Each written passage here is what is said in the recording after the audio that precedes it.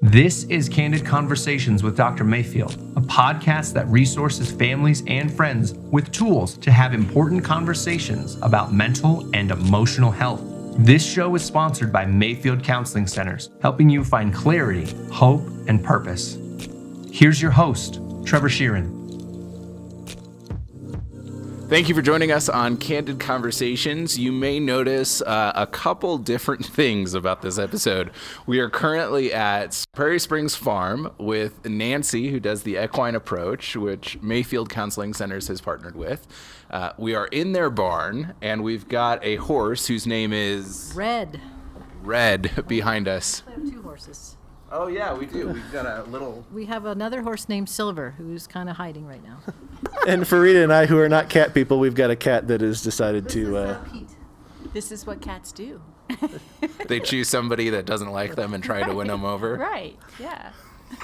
And look at him. He's really content, just enjoying himself there, not picking up your energy at all. Oh, he's very happy. Well, and you mentioned a word that we'll probably dive into a little bit more later in this episode about energy, because from my understanding, equine assisted therapy has a lot to do with the energy between people and horses. Sure does. Well, I'm glad that we're here. This has been a long time coming and fun, because I've worked with Nancy for... Many years. I don't know how long.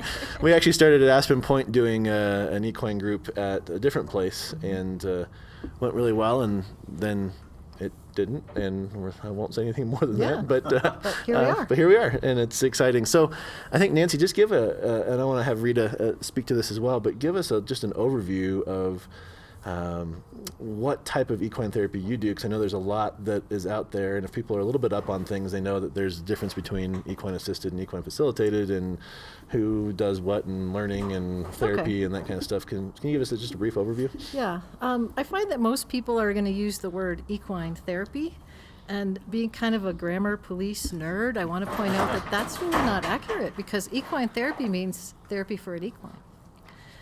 Right? Yeah, so, that works. And our industry has a big committee right now that's working very hard on figuring out what a standard terminology can be. Because this industry has grown so fast in the last 20 years that we haven't even kept up with ourselves in some ways. The big difference that I want to point out is what is equine assisted therapy or equine facilitated. I'm going to say we could use either one of those. Therapy as opposed to equine assisted learning or coaching or anything else. And the big thing is these guys. It's not therapy if you don't have a therapist. So I'm not a therapist. By myself, I am not technically doing therapy. It doesn't mean that I don't have a lot to offer in terms of personal growth, but we don't get into that same level, and you guys can speak more to that. So when I partner with them, it's equine assisted therapy. When I'm working by myself, it's equine assisted growth or equine assisted learning. Okay? Nice. Yeah, it's really important. I love this modality for therapy because we can get so much further in 6 or 8 weeks with a client than we can in a room with them. Oh, I don't know if I want to talk about that today. Or us trying to, tease out what's really going on. The beauty, and you brought it up, Trevor, thank you. The beauty part of this is we have a horse with his own energy that calls out stuff with the client. So for us to be able to work with a horse, they have to be able to trust us. And that's the first thing that we work on, connecting and relationship and trust. And oftentimes the clients that we see have issues with all three of those. And so it's really helpful. They can see what hypervigilance looks like on another person. For someone who really struggles with anxiety or self-regulating, maybe there's problems at school, maybe they don't like to listen to their parents. Well, they have to be able to communicate with the horse, and the horse has to be able to trust them, or they don't get to work with the horse that day.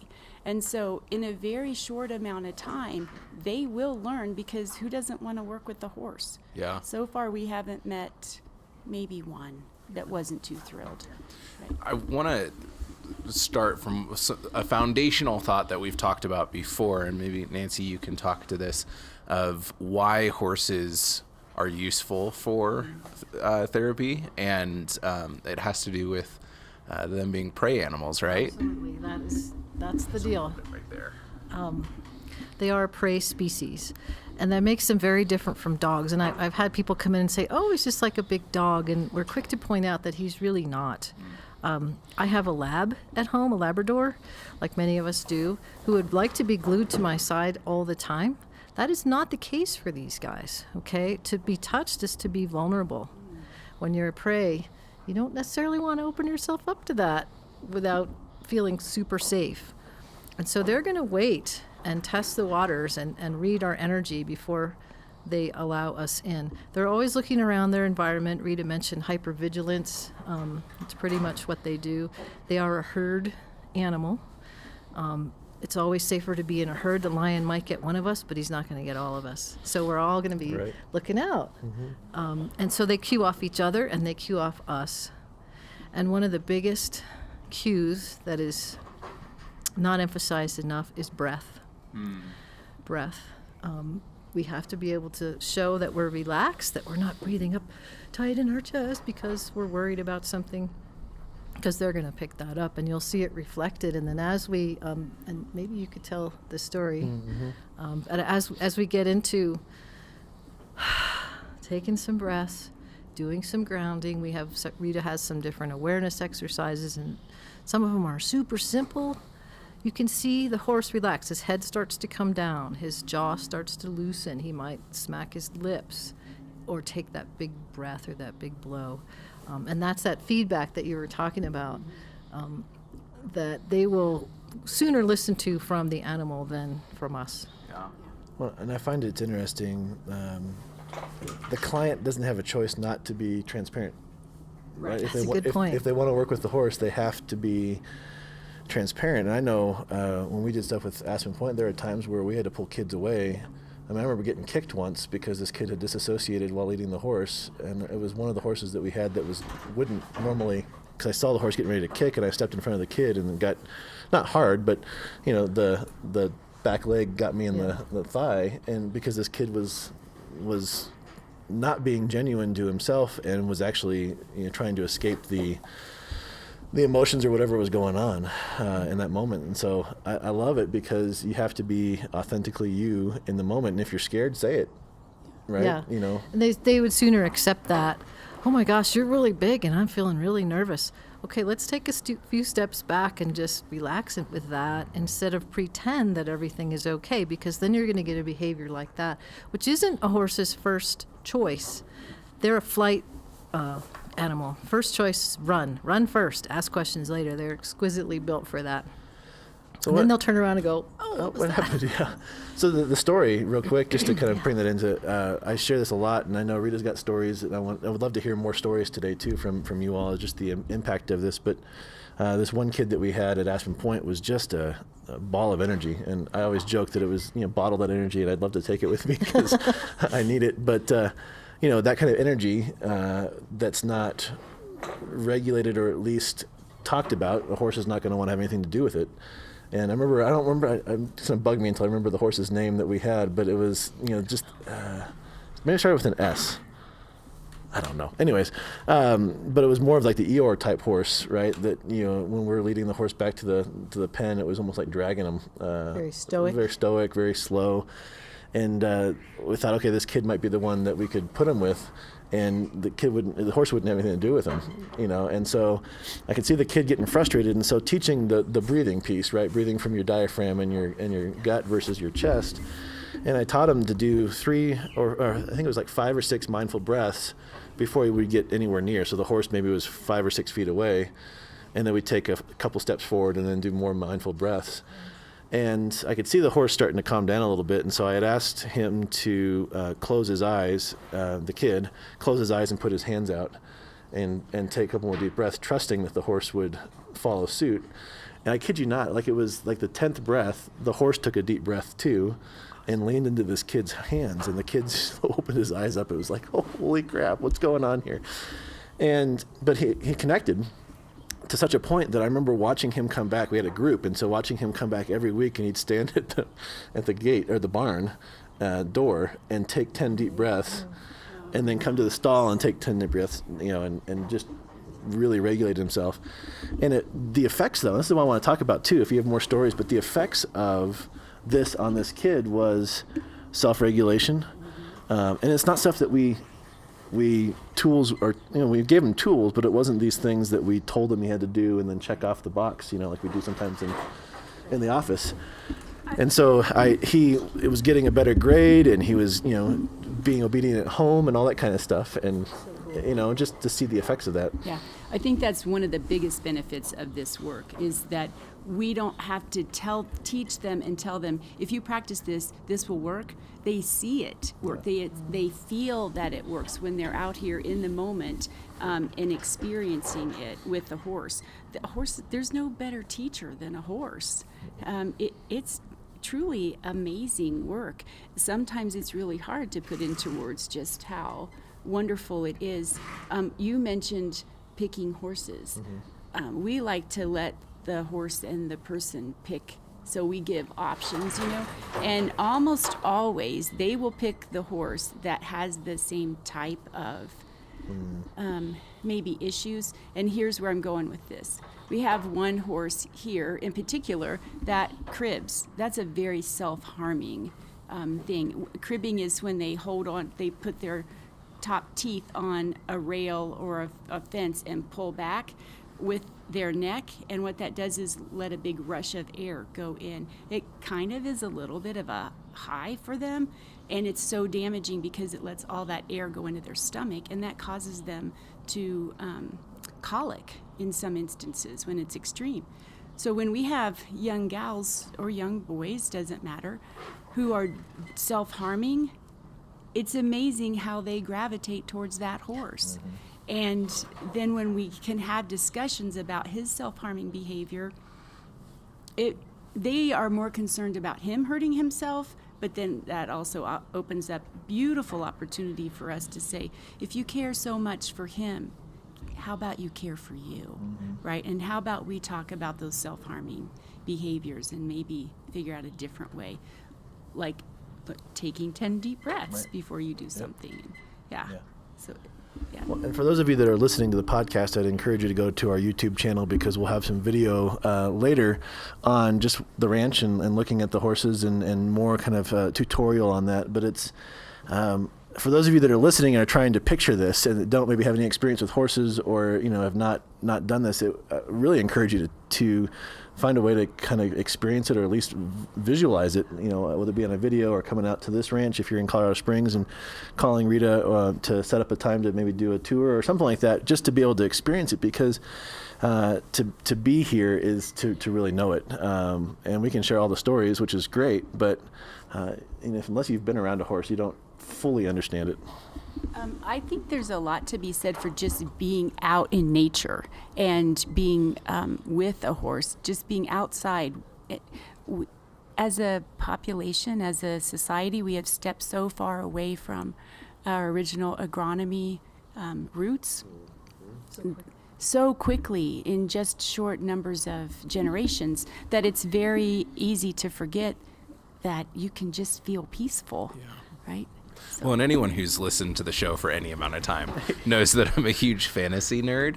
And a lot of fantasy novels, like if you look at The Lord of the Rings, horses are a really intricate part of the people of Rohan. And there's this really beautiful depiction of the relationship that a man and a horse, or a person and a horse, can have that really is lost in our time and can be really beautiful in just the short amount of time that I've spent here with Nancy, you, and Rita, has been really incredible, because there's something, there's something almost archaic to it, archaic feeling. It feels like a root of a people long forgotten, that we can re-experience some of that relationship. And what's beautiful about relationships is we learn a lot about ourselves through a good relationship. And from what I've seen, that seems to be the case with a relationship with a horse as well. Well, and that was so huge for me growing up. When people that have listened know my story a little bit of self-harm and suicide. And middle school and early high school, going out to the barn was my saving grace. Getting away from people that were judging and bullying and that kind of stuff. And so sitting in my stall with my horse, allowing her just to be there with me, non-judgment, I think is the big thing, is these horses don't judge, was my saving grace. And yeah, it was an escape, but it was a good escape, and we talk about good coping skills and bad coping skills, with our clients a lot. And this is a good coping skill. And by the way, for those that are listening or watching and you're hearing all this noise, we are actually, just to remind you, in the barn. And it's feeding time. So these horses are having a lot of fun. A hay day. There we go. Well, and you can even see on our YouTube, Silver, is that? Silver back here? Silver is that the mini or? Yes. Okay. Yeah. He's catching some sun right now. And the bigger one is Red. Red right now is eating at hay. His breakfast. Nice. So just a little horsey knowledge. He's eating out of a slow feeder hay net. It's more natural for a horse to graze and nibble throughout the day than to have a big meal like a wolf. Again, they're a prey species, a prairie species. We always need to be mindful of that. So maybe I would like to transition for a minute and just, I love stories. So I'm going to put both of you on the spot just to think for a minute. So as I'm talking, think about maybe a story that was impactful for you watching a client, or just even you and a horse together, to kind of continue to share that narrative of the importance and the beauty of equine assisted learning and therapy. You first. I have one that, there's a couple. One of the things that is really important that I teach in my therapy with horses is being aware of how you feel, because you have to be present with your own feelings in order to not shove them off onto the horse, because that's not fair. And so I had an adult client actually, and I said, so where in your body do you feel that? And he was so angry. If one more person asks me that today, I'm like, oh, okay. So we let that slide. But another story is working with a group of people that were transitioning out of the military. And that in and of itself is traumatic. And all of them were transitioning because of their trauma that they had experienced. And for various, combat, military sexual trauma, all of that was part of this group. And as the last group activity, we asked them to build a river with poles, and then there were objects that they had to identify as having meaning for them as a group. They had to, the whole thing was to get all 8 people and the horse and the objects on the other side of the river. And I had one individual who, because of his trauma and physical issues, was unable to speak. He would communicate, he could hear, and his mind was incredible. But to speak back, he used my cell phone to text back, right? And I could tell that he already had it figured out before I stopped giving the directions. So I let them circle up and figure it out. And it was amazing because there was one woman whose military sexual trauma was deep and very problematic. And this same gentleman, had to walk with a cane, and they put a board down, and she's the one who, after everybody else had all the objects and all of the other things across, the horse was already across, she led him across a very narrow board across that river. And to me that was so healing, because he had to allow somebody to help him, and she helped a male figure who could be very representative of all of her traumas. So the things that happen here are really amazing and transformational. Yeah. You're talking about the military kind of prompted a story that I like to tell. There was a gentleman who was a veteran. He was transitioning out. A lot of anger, a lot of tension. He was a very brusque guy, and he had been an officer. He was large and in charge, for a long time. he comes in one day and he's very tense and he's like brushing his horse like that, and the horse is like backing up, backing up, backing up, and we're like, what do you think? Let's just stop a minute. So we do that sometimes. We stop, take a step back, maybe give the horse a little break, because it's super important not to offload too much stuff on these guys. That's not fair. So we're very aware of when they need to take a little break from us. And we spoke to him and talked about how he could be here now, what the horse might actually like from him, what would work in this moment, did some breathing, and then reapproached. And it was a completely different approach. The head of the horse was down, the face was relaxed. Allow the guy to touch him and brush him. And we processed afterwards. So what do you think about that? He goes, shoot, that's the same thing my wife has been telling me for a long time, and I didn't hear it until today. That's awesome. Mm-hmm. I do want to point our readers. There's a lot of great resources out there. There's the Professional Association for Therapeutic Horsemanship International. There's what's the EAGALA stand for? Equine Assisted Growth and Learning Association. So if you check those websites out, they have good resources and research. You can also Google my name and equine therapy, and my dissertation still comes up. That was over 2 years ago, but has more of a qualitative storytelling approach if you want to know more about it. But we can sit here all day and talk about stories and stories and stories. I guess my question for you both is also what if somebody were to come, so if somebody's listening and they're in Colorado Springs and they say, that sounds like something my kid needs to be a part of, or I need to be a part of, what do the first couple days or couple sessions look like?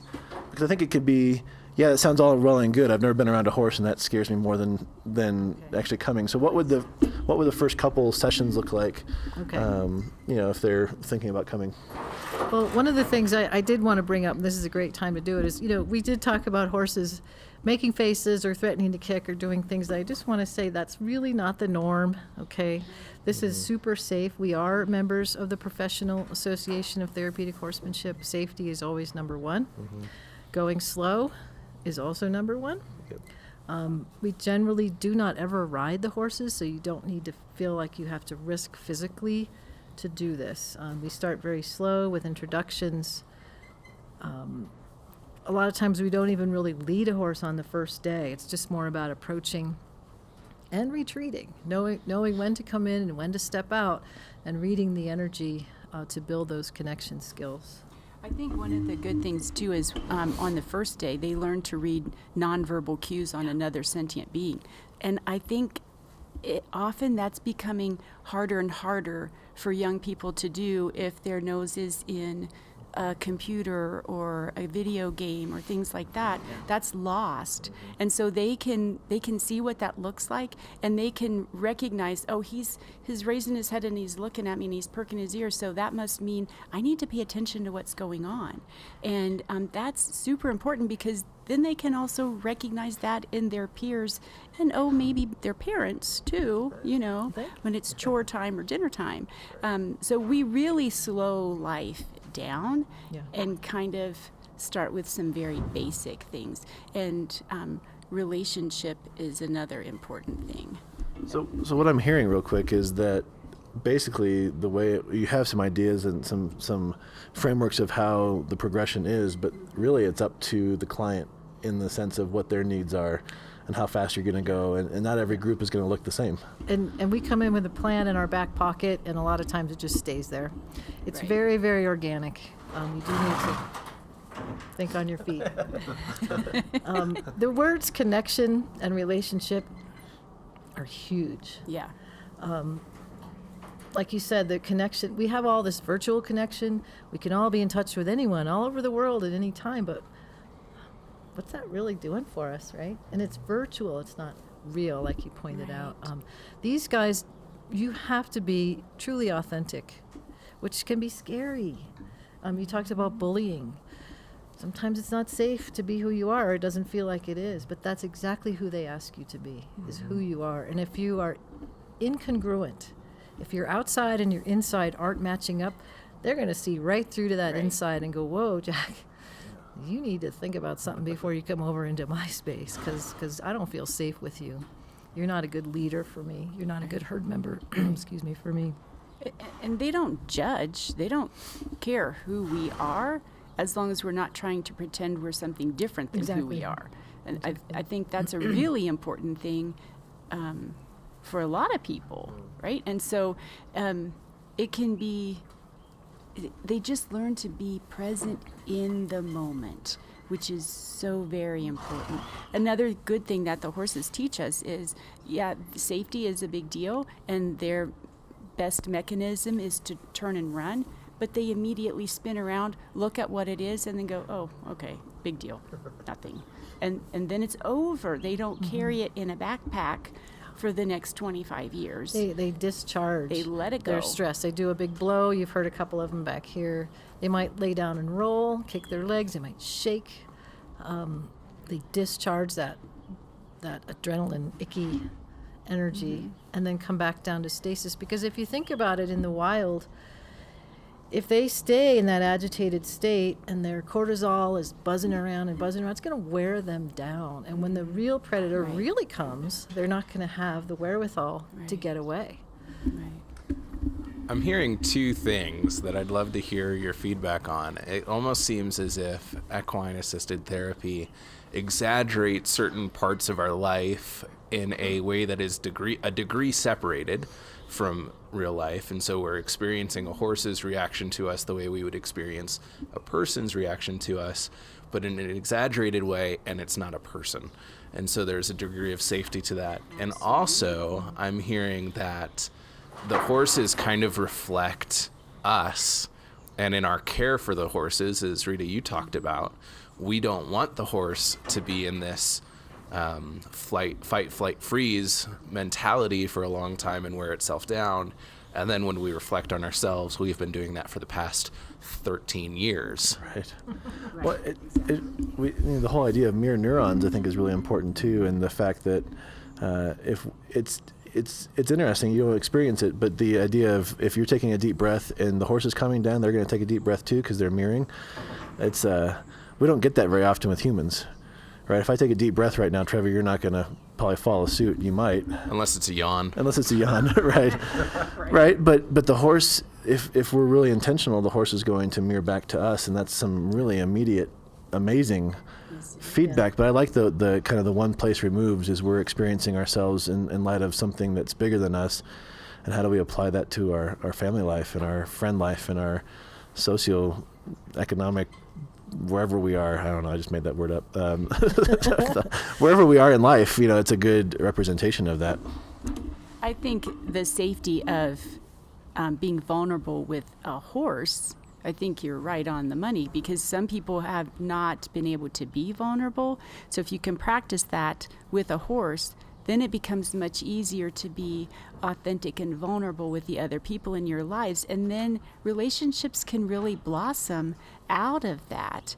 I've done some great work with couples, and it's pretty amazing what can happen with a couple working with a horse, because the horse becomes the issue.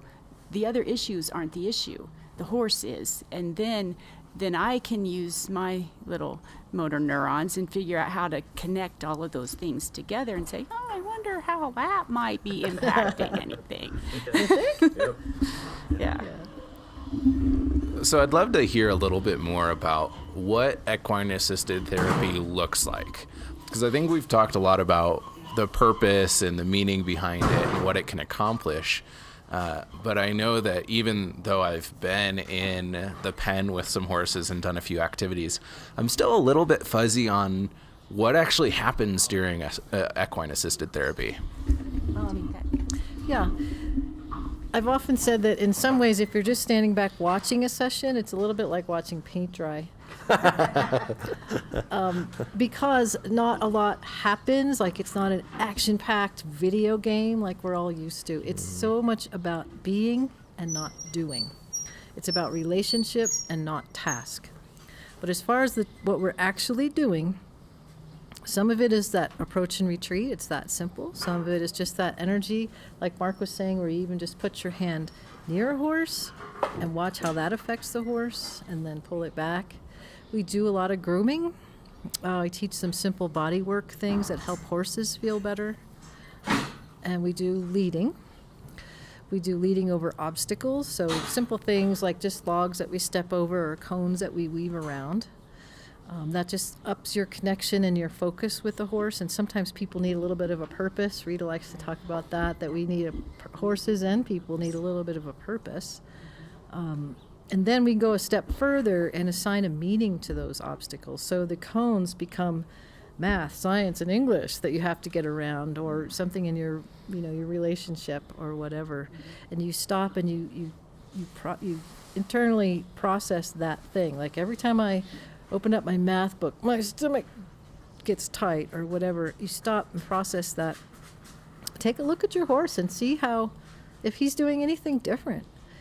And a lot of the time he is, and you might see him tense up just the way you're tensing up, and it's that wonderful feedback. Yeah, that's the beauty part of having Nancy and I work together with the horse, because we can watch the client and the horse simultaneously, because the horse does get feedback. If somebody's walking up to an obstacle that they've assigned a meaning that is painful or anxiety provoking or whatever, the horse gives feedback. Sometimes they will stop and shove it down into the ground. Yeah. Sometimes they'll stop and pick it up with their mouth and throw it, or walk away, or they'll look and go completely away from it, and tune out. and then we can say, this is what we saw in the horse. Does that have any bearing on how you feel about any of this? And it sounds very woo-woo, and it all works. It's like, it does. I mean, it's incredible. Yeah. Well, I'd like our listeners to take a moment too to think about this. If you're in therapy right now and you're like, how could this benefit me? I think it's gonna. Oh, hi, Kat. Kat's coming over to my lap now. A 6 to 8 week group could exponentially enhance your kids' therapy, and make strides in ground that is almost unheard of in an office piece. And so, I know you are probably thinking this is something else that costs money, but it's something that's well worth the money spent, because you're going to be less in office, kind of long term, where if they're doing the group for 6 to 8 weeks and then they go back to their in-office therapist, they're going to make they could be done quicker than if they didn't do this. And I think it's a very very wise and important investment. Well, and I've even looked up prices for like how much it would cost to go on a railroaded horseback ride, where they tell you exactly where you can go for this amount of time, and it's like 30 minutes costs like $75 or something. Like it's a whole lot of money, and Right. all you're doing is just sitting on a horse as somebody else guides it. And this, from my experience, like if you're looking to spend more time with a horse and more intentional time, this is a far better experience than that. And I would say probably not as expensive either. Yeah, it's kind of beautiful, the relationships that clients will build with their horse over those weeks, and sometimes they extend. The other thing I want to say about for people who are interested in coming as an addition to their therapy, I'm all about coordinating care. And so I love to work with other therapists to help and benefit their clients. So I'm all about that. Yeah. That carryover is a huge, Yeah. important piece. Mm-hmm. Yeah. Yep. Nancy, we were talking before we started filming about some of the differences between basically a professional certified equine assisted therapy experience and not. Would you mind sharing just a little bit about the differences in that and question. what somebody should be looking out for in that? Yeah, thanks. The model that I prefer and that we all agree on it's called a diamond model, where there's 4 points to your star, your diamond. There's the therapist, the equine specialist, the horse, and the client. There are people who will hang out a shingle and say, I'm doing equine therapy as an individual. That's a combination of the two roles. I feel like just on a common sense level, 2 heads are better than 1. 2 sets of eyes, 2 sets of ears. Accountability, awareness. I have my specialty, you have your specialty. So we're greater than the sum of our parts. That's a common sense piece. The other piece is, what kind of training does the person that you're looking at have? There are countless different folks in the Colorado Springs area that are offering this. So find out, like, what's your training? What's your background? Do you have liability insurance? Do you have a license? Do you have a certification? How long did it take you to get that certification? What's involved in that? What professional organization are you a part of? Just do a little bit of homework like you would with anything else. Well, it goes back to our conversation probably about a year ago with, like, what's the difference between a registered psychotherapist and a licensed therapist? You know, we talk about that a registered psychotherapist just takes a test and pays $180 and they can hang a shingle without any education. And that's not okay. And it's the same thing with this, is that there are, with PATH, I mean, there are certain certifications you have to go through. Yeah. There's an overarching governing body that we pay attention to, right. and it's a lot of trainings, whereas there are people out there that say, hey, I like horses and I've got one, let's do it. Go. And it's like, yeah, no, not a good idea. Not really, not if you're going to go at it in a professional way. And the other thing is if you run into an unprofessional situation and something doesn't go right, that impacts the rest of us who are trying our darndest to do it the right way. Right. Yeah. Right. Well, any last minute takeaways that you'd like to give our listeners before we wrap up? I just think it's a wonderful experience, and I believe in the benefits of equine assisted therapy, and I just encourage you to think about it. Give us a call. Thanks for joining us. Be looking out for some more information about the work that Rita and Nancy do here, and we look forward to seeing you next week. Thank you for joining Candid Conversations. If you would like more information, you can email candid@mayfieldcounseling.com or call 719-452-4803.